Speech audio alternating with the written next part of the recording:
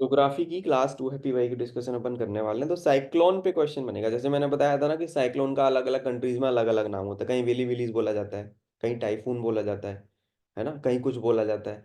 तो उन पे भी क्वेश्चन आते हैं। अब यहाँ पे क्वेश्चन बोल रहा है कि आई ऑफ साइक्लोन क्या होती है। वहां पे क्लियर स्काई होता है और लोएस्ट टेम्परेचर होता है, शांत होता है मौसम। समझ रहे हो? मौसम वहां पे बच्चों कैसा है? मौसम आपका वहां पे शांत है बेटा। ठीक है। तो इस तरीके का, यानी कि वेदर फॉर्मेशंस पे क्वेश्चन बनते हैं। यहाँ से हमने हमने क्या रिसर्च निकाली कि वेदर पे। और तुम लोग टेंशन बिल्कुल मत लेना भाई, तुम्हें सब पे एमसीक्यू देने वाला है। इन पे भी एमसीक्यू अभी दे दूंगा। क्लास जैसे ही खत्म होगी एमसीक्यू दे के जाऊंगा, टेंशन मत लेना। क्लास खत्म हुई एमसीक्यू दे के जाऊंगा इस पे, ठीक है? तुम चाहोगे ना कि सर मुझे पर्टिकुलर, तुमको जो चाहिए, जो मैं कंटेंट तुमको क्लास में करवा रहा हूँ उसके अलावा भी यू नीड समथिंग एक्स्ट्रा। तुम बोलोगे कि सर मुझे 50 क्वेश्चन प्रैक्टिस करने के लिए दे दो, परसेंटेज के दे दूंगा मैं। मांगना सीखो टीचर से, है ना। गुरु तो आएगा ज्ञान दे के चला जाएगा। समझ रहे हो सकता है उस टीचर के पास उससे भी 1000 गुना ज्यादा नॉलेज हो। आप कितनी ग्रैब कर सकते हो वो आपकी क्षमता है। कभी भी कोई बच्चा मेरे से कुछ मांगता है कि भैया मेरे को एसएसबी आ रहा है, मेरे को ना इस चीज में हेल्प चाहिए, तो मैं कहीं ना कहीं से जुगाड़ करके देता हूँ कि सर मुझे 6 महीने के करंट अफेयर की मैगजीन चाहिए। पुराने बच्चे आते हैं बहुत बार जो क्लास नहीं करते, अभी बैच में है ऑलरेडी, ग्रुप में जुड़े हुए हैं, क्लास नहीं करते क्योंकि एसएसबी जाते हैं, बस पेपर निकल जाते हैं बार बार। एसएसबी में नहीं हो रहा बेचारों का। कॉल करते हैं, मैसेज करते हैं, भैया मुझे जीडी के टॉपिक्स दे दो, लेटेस्ट जो चल रहे हैं एसएसबी के अंदर, दे देता हूँ मैं निकाल के। अपने तो अफसर अंदर भी हैं बोर्ड में ठीक है। तो पता लग जाता है भाई। तो बच्चा तैयार होकर जाता है वहां से। अब वेदर, वेदर पे निकलेगा तुम्हारा बेटा, क्लाइमेट पे आ गया, वेदर और क्लाइमेट पे आता है ये। टोपोलॉजी और ये सब पे क्वेश्चन बन गए तुम्हारे। इसके अलावा देखो, अगला जो क्वेश्चन तुम्हें दिख रहा होगा यहाँ पे, विच of the following statement regarding the chemical industry in India correct. Chemical industry one of the oldest industry. Chemical industry में से डाई वाई होती है, साड़ियों पे कलर करने वाला काम हो गया, dye dye stuff is one of the important segment of the chemical industry. Textile industry account for the largest consumption of dye stuff. ठीक है। तो मुझे पता है। अब ये मेरी लाइफ से भी रिलेट करता था। ये वाला पेपर तो मैंने खुद दिया था, पास भी किया था भाई। इसलिए मुझे पता है। मेरा मामा ना उसमें काम करता है, कलर टैक्स में। माई मामा वर्क्स इन कलर टैक्स, एक कंपनी है जो साड़ियों की रंगाई पुताई का काम करती है। मेरा मामा 22 साल से की कंपनी में काम कर रहा है। तो मुझे पता था क्योंकि मैं अपने मामा से मिलने जाता था, वो मुझे दिखाते थे, देख बेटे। ये मेरे मामा मेरी मम्मी से काफी छोटे, तो मतलब भाई भाई टाइप का एक रिलेशन था। तो तो मैंने पूरा प्रोसेस देखा है कि साड़ियों की रंगाई पुताई कैसे होते हैं। ये क्वेश्चन मैंने अपनी रियल लाइफ से रिलेट करके सही मारा था। इसके सारे ऑप्शन सही हैं। केमिकल इंडस्ट्री के बारे में अगर तुम्हें बताना चाहूँ तो सबसे पुरानी इंडस्ट्री है केमिकल इंडस्ट्री। ठीक है। डाई डाई देखिए, डाई जो लगते हैं बालों में लगाने वाली डाई नहीं, कपड़े पे भी डाई होती है। अच्छा, तुम लोगों ने देखा होगा जो जीन्स की पैंटें होती है ना, जीन्स की, बहुत बार वो कपड़ा ब्लू नहीं होता, उस पर डाई की जाती है। और इतनी तगड़ी डाई की जाती है, तुमने देखा होगा कि तुम्हारी जो जीन्स की पैंटें होती है वो काफी समय के बाद फेड होने लगती हैं। धुलाई एक पर्टिकुलर 100-200 बार वॉश के बाद कलर आउट होता है उसका, क्योंकि वो कलर निकल जाता है भाई, वो डाइड होता है। उस पर डाई की जाती है। Parent colour is white. इतने सारे टेक्सचर्ड डिजाइन जो बनते हैं ना वो डाई करके बनाए जाते हैं। समझ रहे हो? एक होती है हमारी 500 रुपए की जीन्स, रोडस्टर की, जो मिंत्रा पे मिलती है। और एक होती है तुम्हारी 3000 की लिवाइस की। ये फैब्रिक है, उसी कलर का फैब्रिक है जो इस कंपनी ने बकायदा बनाया। इन लोगों ने क्या किया, जेनरिक समझते हो, जेनरिक मेडिसिन आती हैं कि सिप्ला भी वही पैरासीटामोल बना रही है और सरकारी कंपनी भी वही बना रही है। तो ये लोग क्या करते हैं, ये लोग थोक के भाव बेचते हैं। बल्क में माल उठाया, सब पे डाई कर दिया अलग अलग शेड्स में। पेरेंट रॉ मटेरियल सेम है, डाई कर दी, अलग अलग शेड्स निकाल दी। ये इसलिए महंगा था because it is the total fabric. समझ रहे हो? ये लॉजिक होता है। तुम लोग सोचते हो ना सेम टेक्सचर की मिंत्रा पे 500 रुपए की पैंट है, लेवाइस की जाएंगे शोरूम में 3000 रुपए की, अंतर होता है यार। There is a difference. ठीक है। तो बहुत पुरानी इंडस्ट्री मानी जाती है डाई स्टफ। टेक्सटाइल इंडस्ट्री जो है लार्जेस्ट कंजप्शन होता है इसका कपड़ों वाले डोमेन में, जहाँ पे साड़ियाँ हो गए, कपड़े बनता है जहाँ पे। टेक्सटाइल इंडस्ट्री यानी क्लोथिंग इंडस्ट्री जो होती है अपनी। तो इसके सारे पॉइंटर सही हैं। ठीक है ना।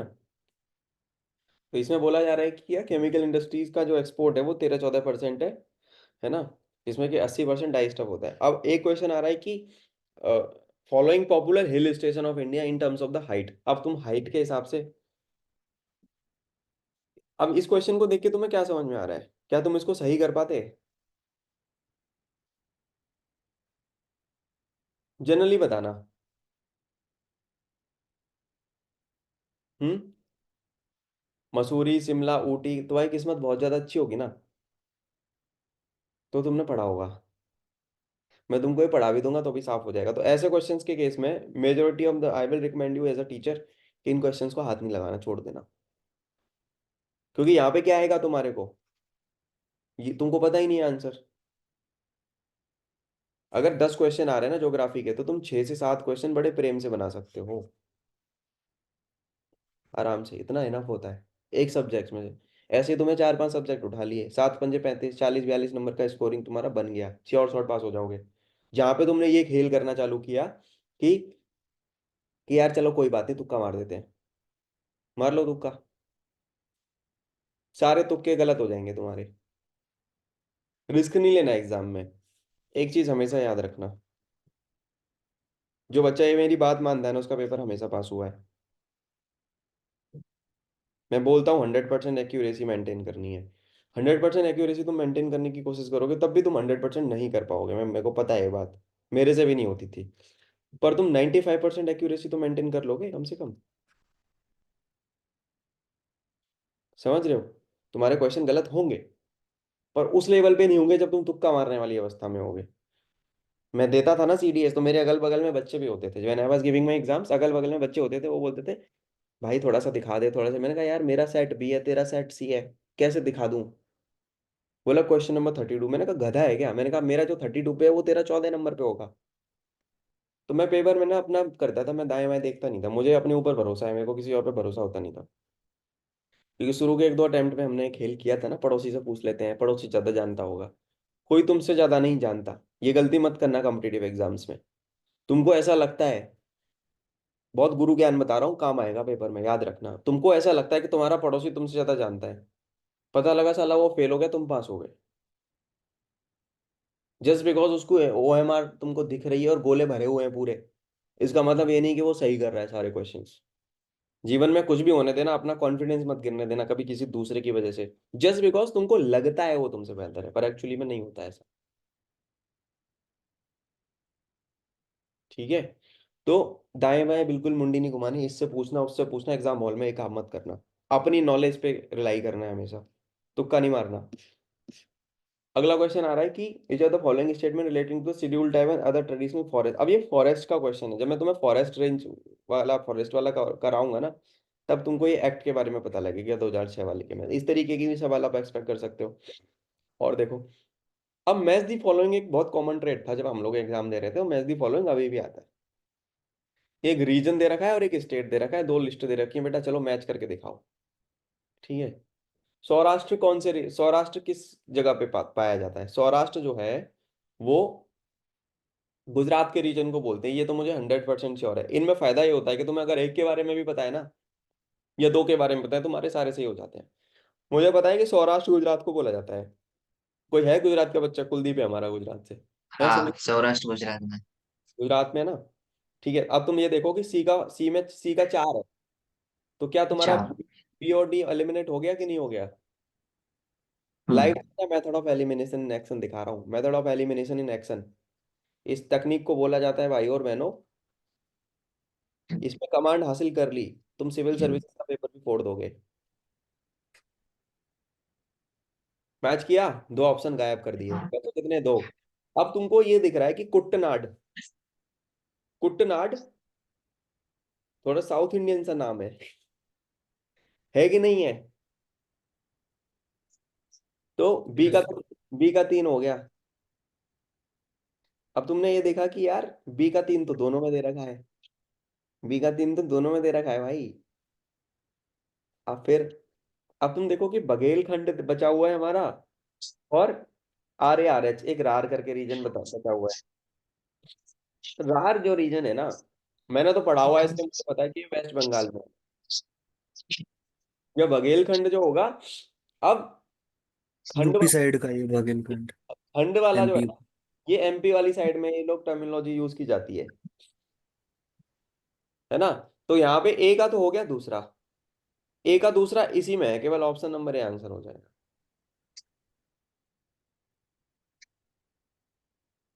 बात समझ में आ रही है बच्चों? Your reading habit will help you as these exams, your reading habit. जितना ज्यादा क्वेश्चंस को पढ़ोगे, पीवाईक्यूज को पढ़ोगे, क्वेश्चंस एमसीक्यू करोगे, समझ में आती चली जाएगी कहानी। मेथड ऑफ एलिमिनेशन ऐसे यूज कर सकते हो तुम। क्या हमें आंसर एग्जैक्टली पता था इसका? क्वेश्चन सही हुआ ना? ये तकनीक भी काम आएगी पेपर में। अब देखो, ये वाला भी वैसे ही करवाऊंगा, देखना तुम। दोनों लिस्ट को मैच करो। यहाँ पे बेटा सिटी दिया हुआ है और अर्थक्वेक का जोन दिया हुआ है, ठीक है। अब मुझे मेरे दिल्ली का पता है। दिल्ली का मुझे ये पता है कि दिल्ली जो है वो जोन 4 में आता है। अर्थक्वेक के जो जोन्स है ना, उनमें कुछ मेजर सिटीज के ना, जो अपने कैपिटल्स है ना उनके, दिल्ली कोलकाता, इनके याद रखो, ठीक है ना। और कोलकाता जो आता है वो आता है जोन 3 में। अब मुझे कैसे पता? मेरी कोलकाता में तो ससुराल है, दिल्ली में मेरा घर है। मुझे याद है भाई ये चीज। इसलिए याद है मैं, क्योंकि मैं जब न्यूज़पेपर पढ़ता हूँ तो मैं दिल्ली की खबरें भी सबसे ज्यादा पढ़ता हूँ। दूसरा थोड़ा सा कि बंगाल में क्या चल रहा है, because my mother in law stays there. तो मैं ये भी पता रखता हूँ। मुझे पता है कि दिल्ली जोन 4 में आता है, कलकत्ता जोन 3 में आता है। तो ए का क्या है? 3। अब ऑप्शन मैच करो, ए का तीसरा किस में दे रखा है? ए का 3 2 में दे रखा है, यानी ऑप्शन नंबर सी गायब कर दो। और सी का 2, सी का 2 केवल बी में है, तो ऑप्शन, तो ये भी उड़ गया। बचा कौन सा रह गया? बी। आपको गुवाहाटी और चेन्नई अगर नहीं भी पता था ना, तो भी आपका आंसर सही होता था sir. This is again, what is this? तकनीक का नाम क्या है? समझ रहा है संदीप? रविकांत? ऑफिसर ऐसे दिमाग लगाता है, इसे कहते हैं रीजनिंग एबिलिटी। जो क्या है?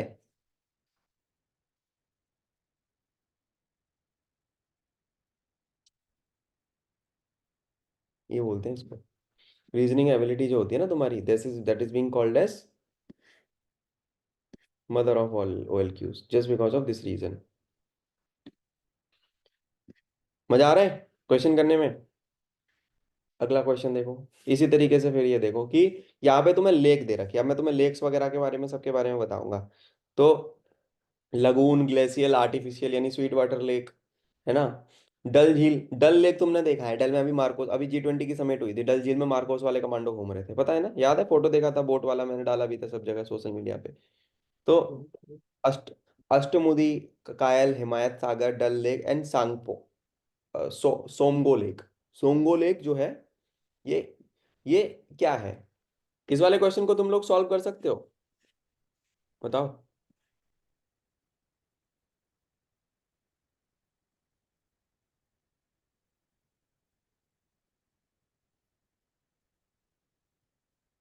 बताओ बताओ बताओ।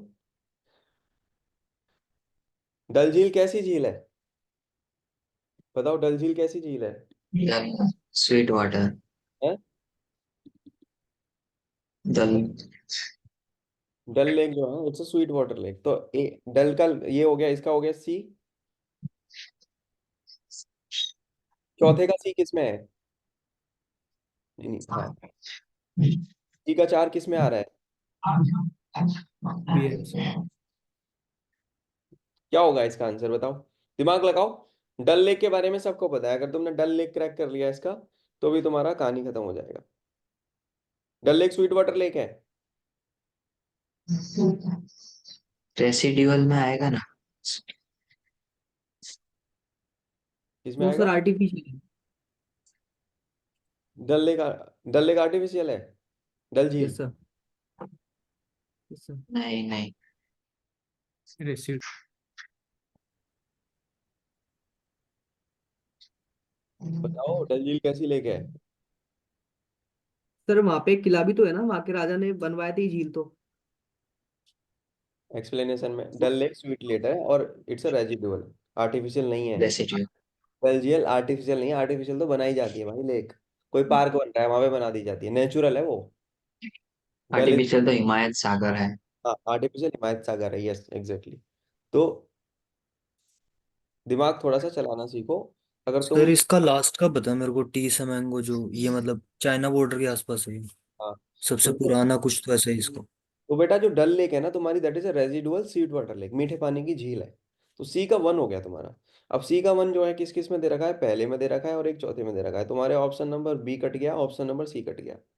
अब जैसे कि हिमायत सागर हमको पता है, हिमायत सागर जो है वो कैसी है, that is artificial sweet water lake, बनाई गई है ये इंसान के द्वारा। तो हमारा क्या हो गया, बी का 4 हो गया। ऑप्शन नंबर ए करेक्ट है अपना। ठीक है, ये तरीका है आपको क्वेश्चंस को सॉल्व करने का। एक क्वेश्चन यहाँ पे देखो, 25 आंखों के सामने जो इसको देखते हैं, विच of the following is the pattern of the circulation around low pressure area in the northern hemisphere. Northern hemisphere में जो विंड मूवमेंट होता है, ठीक है ना, वो एंटी क्लॉकवाइज होता है और सदर्न हेमिस्फीयर में क्लॉकवाइज होता है। तो ऑप्शन नंबर सी इसका आंसर होगा। ये विंड मूवमेंट्स वही क्लाइमेट वाला जब चैप्टर में बता रहा था ना, उसमें से निकाला है हमने।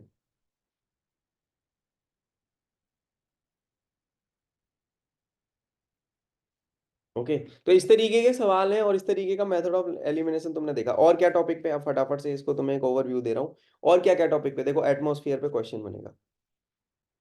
पढ़ाया एटमॉस्फेयर कितने बढ़िया तरीके से, एटमॉस्फेयर और उसकी लेयर्स बताई थी मैंने तुमको, एमसीक्यू भी दिए थे। ठीक है, अब ये कोल्ड फ्रंट्स फ्रॉम मूव, ये क्या है, ये भी स्टॉर्म्स के ऊपर है ये।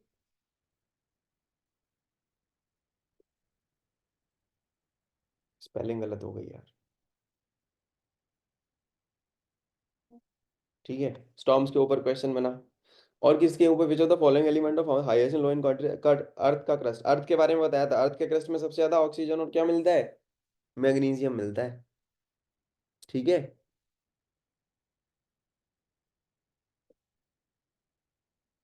क्या मिलता है, ऑक्सीजन एंड मैग्नीशियम या ऑक्सीजन और सिलिकॉन, बताओ।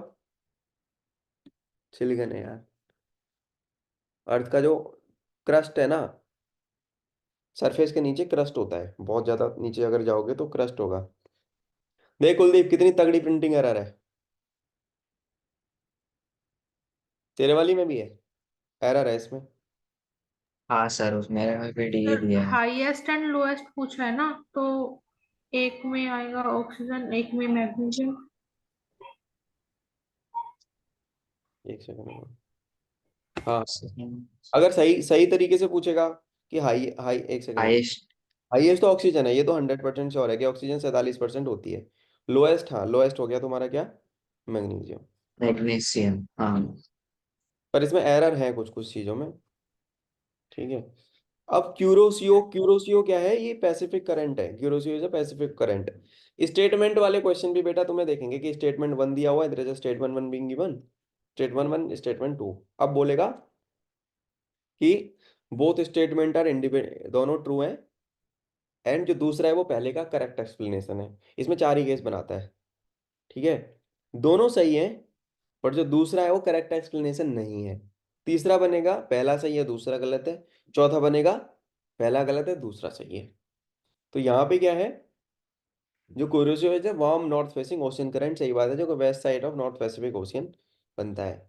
Presence of volcanoes on the bottom sea of the Japan है क्यूरोसियो, नहीं ये गलत है, इसमें पहला सही है दूसरा गलत है। इस तरीके के सवाल आपका एग्जैक्ट इन्फॉर्मेशन बताए तो आप आराम से सही कर दोगे, यहाँ पे थोड़ी सी एक्सप्लेनेशन इसकी दे रखी है। ठीक है ना, इसी तरीके से बनते हैं ये क्वेश्चन। अब आता है कि which of the following as the major factor responsible, तो monsoon, monsoon type of climate होता है इंडिया में, किसकी वजह से, location, thermal contrast, upper air circulation या Himalayan mountains. Monsoon, monsoon type का जो हमारे यहाँ पे होता है, इन चारों कारणों की वजह से हमारे यहाँ पे मानसून क्लाइमेट है। ठीक है ना, हिमालय के माउंटेन्स हमारे यहाँ पे नॉर्दर्न बॉर्डर्स पे हैं ही है पूरी तरीके से, है ना, अपर एयर सर्कुलेशन हो ही रहा है। इसके अलावा हमारे यहाँ पे क्या है, लोकेशन हमारी ऐसी है, थर्मल कॉन्ट्रास्ट हमारे यहाँ का ऐसा है, इस वजह से यहाँ पे मानसून आता है। मानसून कौन से महीने में आता है बताओ। मानसून का कौन सा महीना है यूजुअली इंडिया में आता है, कब है मानसून बताओ? जुलाई अगस्त। जून टू सितंबर। जून। तो बारिशों का सीजन अभी थोड़े दिन के बाद आ जाएगा। ठीक है, इस तरीके के सवाल तो समझ रहे हो, टॉपिक उठाने हैं तो